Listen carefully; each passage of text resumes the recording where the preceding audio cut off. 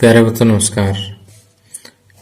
इस video lecture में हम 10वीं कक्षा के विज्ञान का फर्स्ट चैप्टर रासायनिक अभिक्रिया तथा समीकरण की शुरुआत करने जा रहे हैं। तो चैप्टर शुरू करने से पहले मैं आपको बता देता हूं कि हम इस लेक्चर तथा आगे आने वाले लेक्चर्स में इस फर्स्ट चैप्टर की पूरी थ्योरी करेंगे और जो अभ्यास के प्रश्न दिए हुए हैं एनसीईआरटी बुक में उनको भी हम हल करेंगे। इसके अलावा एग्जामिनेशन पॉइंट ऑफ व्यू से जितने भी इम्पोर्टेंट क्वेश्चंस हैं हम यहाँ पर कवर करने की कोशिश करेंगे। और स्टूडेंट्स की सुविधा के लिए जो है मैंने पूरे चैप्टर के नोट्स प्रिपेयर कर दिए हैं और इसका लिंक भी नीचे डिस्क्रिप्शन में दे दिया गया है, तो वहां से आप चाहें तो इसे रीड भी कर सकते हैं और डाउनलोड भी कर सकते हैं।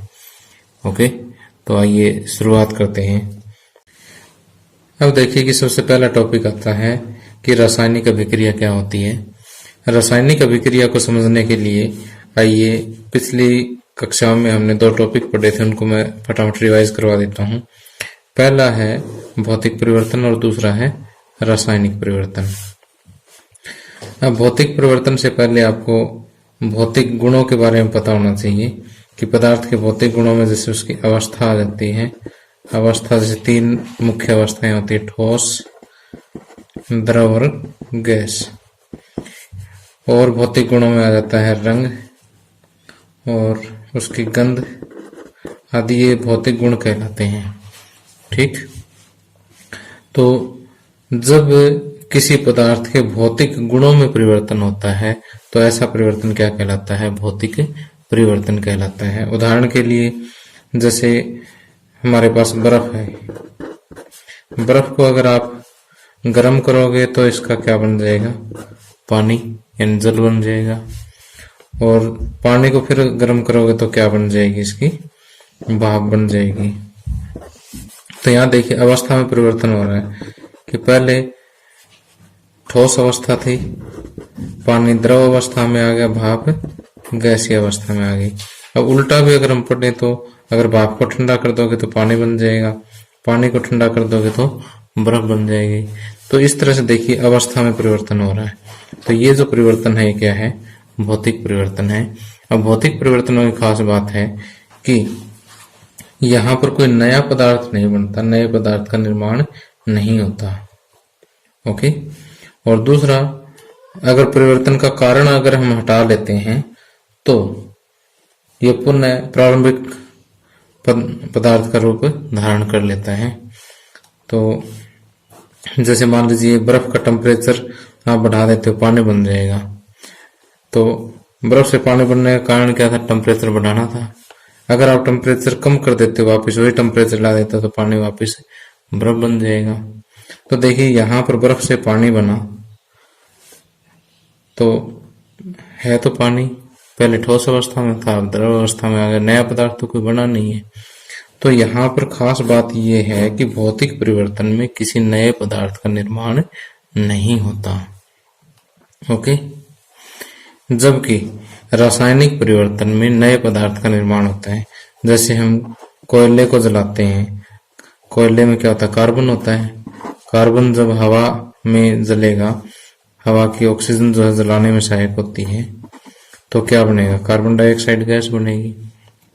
तो देखिए यहाँ पर कोयला जो है CO2 कार्बन डाइऑक्साइड गैस का रूप ले गया। तो यहाँ पर देखिए कि नया पदार्थ बना, इसके गुण भी जो है नए हैं।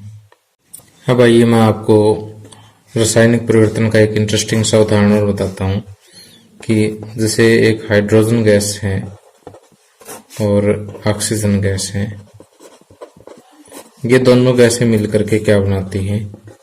जल बनाती है, पानी बनाती है। ठीक, तो यहाँ ये याद रख लीजिए कि हाइड्रोजन के 2 अणु और ऑक्सीजन का 1 अणु मिलकर के जल के 2 अणु बनाते हैं। तो यहाँ इंटरेस्टिंग बात यह है कि हाइड्रोजन गैस जो है बहुत ही ज्यादा ज्वलनशील गैस है और जो घरों में हम LPG यूज करते हैं उससे लगभग 3 गुना ज्यादा ज्वलनशील गैस है ये। और ऑक्सीजन जो है वो जलने में सहायक है। ओके, तो यहाँ देखिए कि एक तो खुद जलने वाली गैस है, दूसरी जलाने में सहायक है। इन दोनों के कॉम्बिनेशन से बना क्या? जल बना। जो न तो खुद ज्वलनशील है, न ही जलाने में सहायक है, जबकि जलती हुई आग को ये बुझा सकता है। ओके, तो यहां से हम देख सकते हैं कि इन दो पदार्थों के मिलने से एक नया पदार्थ बना। नए पदार्थ के गुण भी इन दोनों से अलग है। नए गुणों के साथ नया पदार्थ बनता है। तो जब ऐसा परिवर्तन होता है तो हम ये कहते हैं कि रासायनिक, और जब भी रासायनिक परिवर्तन होता है तो हम ये कहते हैं कि रासायनिक अभिक्रिया हुई है। ओके, अब आइए मैं रासायनिक अभिक्रिया की परिभाषा और कुछ और उदाहरण आपको बताता हूं, जिससे आपको बिल्कुल क्लियर हो जाएगा कि रासायनिक अभिक्रियाएं वे प्रक्रियाएं हैं जिसमें नए धर्म गुणों के साथ नए पदार्थ बनते हैं। ओके, इसके बाकी उदाहरण जो है, जैसे दूध से दही बनना। आप दूध और दही की प्रॉपर्टीज, इसके गुण जो है वो आप कंपेयर कर सकते हैं। भोजन का पकना, जैसे भोजन हम पकाते हैं, पकने के बाद कुछ नए पदार्थ बनता है, कच्चे वाले गुण तो उसमें नहीं रहते। इसी तरह से अगर मैग्नीशियम रिबन को अगर आप वायु में जलाते हैं तो मैग्नीशियम ऑक्साइड का निर्माण होता है। ओके, तो ये भी क्या है, एक रासायनिक परिवर्तन है या रासायनिक अभिक्रिया का एक उदाहरण है। अब आइए देखते हैं कि रासायनिक अभिक्रियाओं के मुख्य अभिलक्षण कौन कौन से हैं।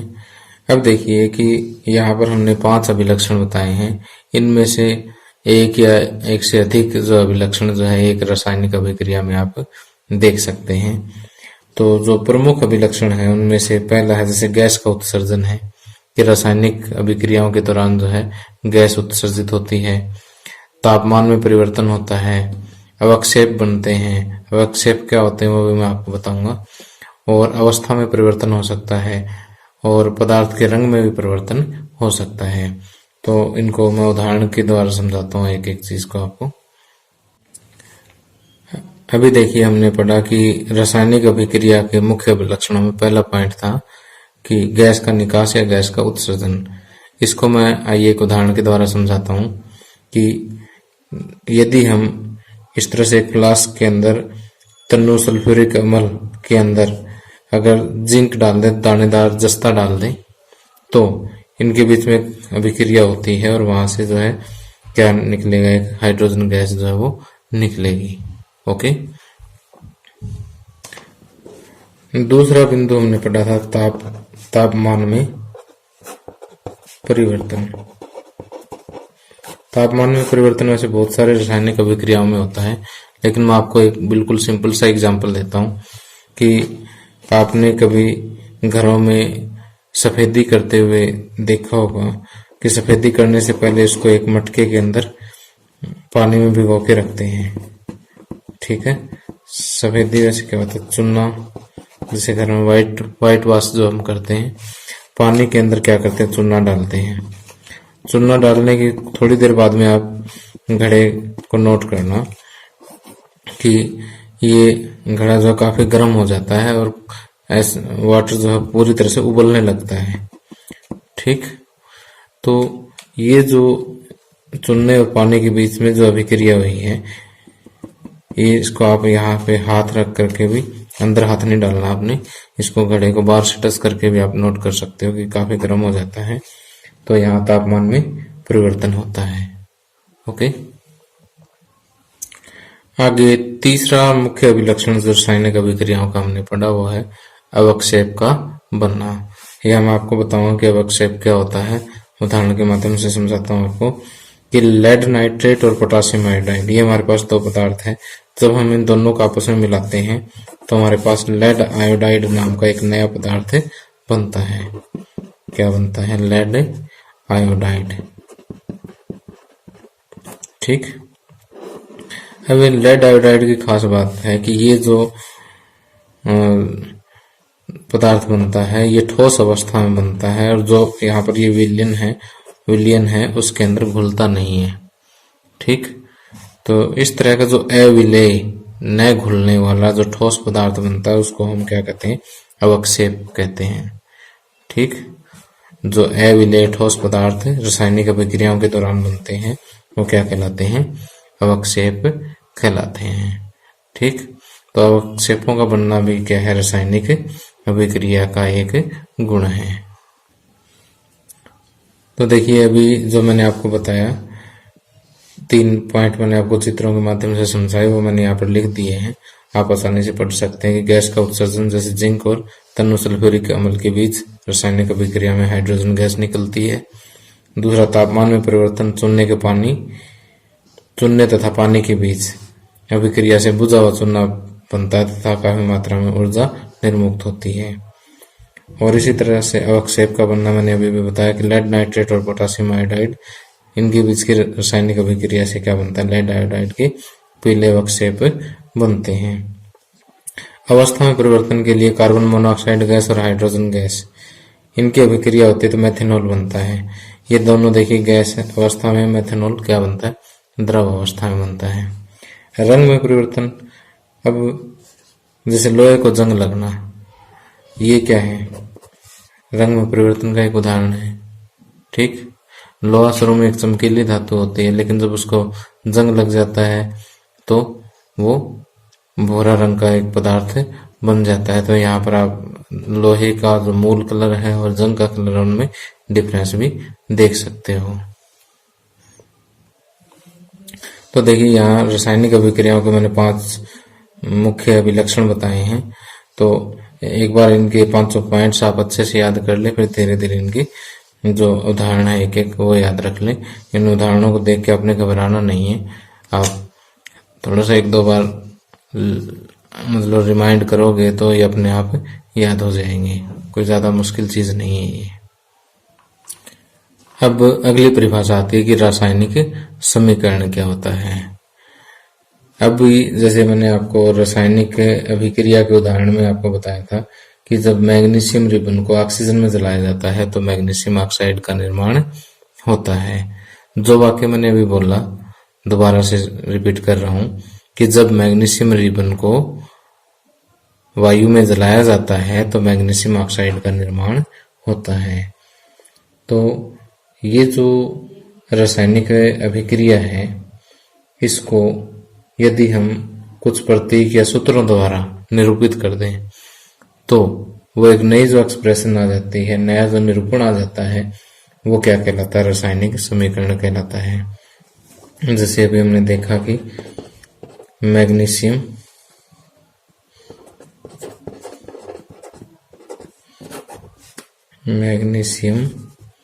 प्लस ऑक्सीजन क्या बनता है, मैग्नीशियम ऑक्साइड। Magnesium oxide. तो ये जो निरूपण हमारे पास आया है, ये क्या है, रासायनिक समीकरण है। इसको हम सिंबल्स के रूप में भी लिख सकते हैं। मैग्नीशियम का सिंबल क्या होता है, Mg होता है, ऑक्सीजन का O2 होता है और मैग्नीशियम ऑक्साइड का MgO होता है। ओके, तो देखिए रासायनिक समीकरण क्या होता है कि किसी रासायनिक अभिक्रिया का प्रतीकों और सूत्रों द्वारा निरूपण रासायनिक समीकरण कहलाता है। उदाहरण के लिए जैसे अभी मैंने जो बोल के बताया, वही रिएक्शन जो है हम इस तरह से प्रतीकों और सूत्रों के रूप में लिख सकते हैं। ठीक है, अब देखिए रासायनिक समीकरण में आगे आता है कि अभिकारक क्या होते हैं और उत्पाद क्या होते हैं। कि जो पदार्थ रासायनिक अभिक्रिया में भाग लेते हैं वो कहलाते हैं अभिकारक। क्या कहलाते हैं, अभिकारक। और अभिकारकों की जब आपस में अभिक्रिया हो जाती है तो जो नया पदार्थ बनता है उसको हम कहते हैं उत्पाद। ठीक, तो इस रिएक्शन में मैग्नीशियम और ऑक्सीजन क्या है, अभिकारक हैं। इनको अभिकर्मक भी बोल देते हैं, रिएक्टेंट्स इंग्लिश में बोलते हैं। और जो आगे जो पदार्थ बना उसे प्रोडक्ट या उत्पाद कहते हैं। ठीक, तो यहाँ देखिए कि जो पदार्थ रासायनिक अभिक्रिया में भाग लेते हैं वो क्या है, अभिकारक कहलाते हैं, तथा रासायनिक अभिक्रिया के फलस्वरूप उत्पन्न नए पदार्थ क्या कहलाते हैं, उत्पाद कहलाते हैं। ओके, अब देखिए कि रासायनिक समीकरण 2 तरह के होते हैं। एक तो संतुलित रासायनिक समीकरण संतुलित रासायनिक समीकरण, और दूसरा है असंतुलित रासायनिक समीकरण। ओके, अभी मैंने आपको बताया कि रासायनिक समीकरण दो तरह के होते हैं, संतुलित रासायनिक समीकरण और असंतुलित रासायनिक समीकरण। तो इन दोनों को मैं उदाहरण के माध्यम से समझाता हूँ कि अभी जस्ट 1 मिनट पहले हमने एक समीकरण पढ़ा था कि Mg+O2 gives MgO। तो यहाँ ये मैग्नीशियम है, ये ऑक्सीजन है। तो यहाँ पर अगर मैग्नीशियम के परमाणुओं की संख्या अगर हम कंपेयर करें तो यहाँ मैग्नीशियम 1 है, यहाँ भी मैग्नीशियम 1 है। लेफ्ट हैंड साइड और राइट हैंड साइड दोनों को कंपेयर करना है, यानी अभिकारकों और उत्पादों में प्रत्येक प्रकार के तत्वों के परमाणु आपने कंपेयर करने हैं। तो मैग्नीशियम तत्व का एक एक परमाणु है, लेकिन ऑक्सीजन का देखिए यहाँ 2 परमाणु हैं और यहाँ ऑक्सीजन का 1 ही है। ठीक, तो अभिकारकों और उत्पादों में प्रत्येक प्रकार के तत्वों के परमाणुओं की संख्या अगर बराबर नहीं है तो वो असंतुलित है, और अगर बराबर है तो वो क्या है, संतुलित रासायनिक समीकरण है। अब यहाँ देखिए कि मैंने एक समीकरण लिखा है कि Zn+H2SO4 gives ZnSO4 H2, zinc plus sulphuric अम्ल gives zinc sulphate plus hydrogen. Okay, तो अगर हम यहाँ प्रत्येक प्रकार के तत्वों को कंपेयर करें अभिकारकों और उत्पादों में तो देखिए क्या आता है। अभिकारक में 1 जिंक है, उत्पाद में भी 1 जिंक है, यानी जिंक परमाणु, जिंक जो तत्व है उसके परमाणुओं की संख्या क्या है, बराबर है। अब आगे हाइड्रोजन देखिए, इधर 2 है, यहाँ भी हाइड्रोजन 2 है, सल्फर 1, यहाँ भी सल्फर 1, ऑक्सीजन 4, यहाँ ऑक्सीजन 4। तो इस रासायनिक समीकरण में देखिए कि प्रत्येक प्रकार के तत्वों के परमाणुओं की संख्या अभिकारकों और उत्पादों में क्या है, समान है। तो ऐसा रासायनिक समीकरण क्या कहलाता है, संतुलित रासायनिक समीकरण कहलाता है।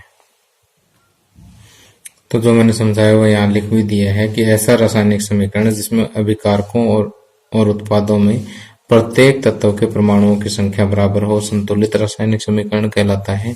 उदाहरण मैंने आपको समझाई दिया है। असंतुलित में बाकी सारी लैंग्वेज मैंने वही ट्रेस की है कि ऐसा रासायनिक समीकरण जिसमें अभिकारकों और उत्पादों में से एक या अधिक तत्वों के परमाणुओं की संख्या क्या हो, असमान हो, असंतुलित रासायनिक समीकरण कहलाता है।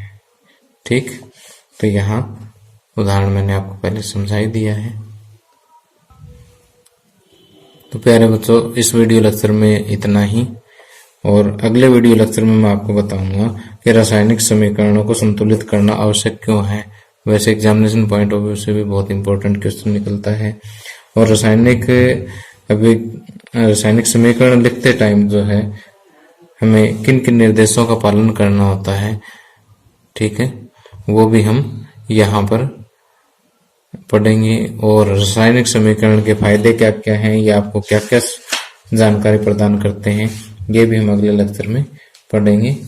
और इतने जो टॉपिक मैंने अभी बोले हैं और इस लेक्चर में पढ़ाए हैं, उसके बेस पर जो अभ्यास के प्रश्न निकलते हैं वो अभ्यास के प्रश्न भी हम अगले लेक्चर में करेंगे। Thank you, have a nice day.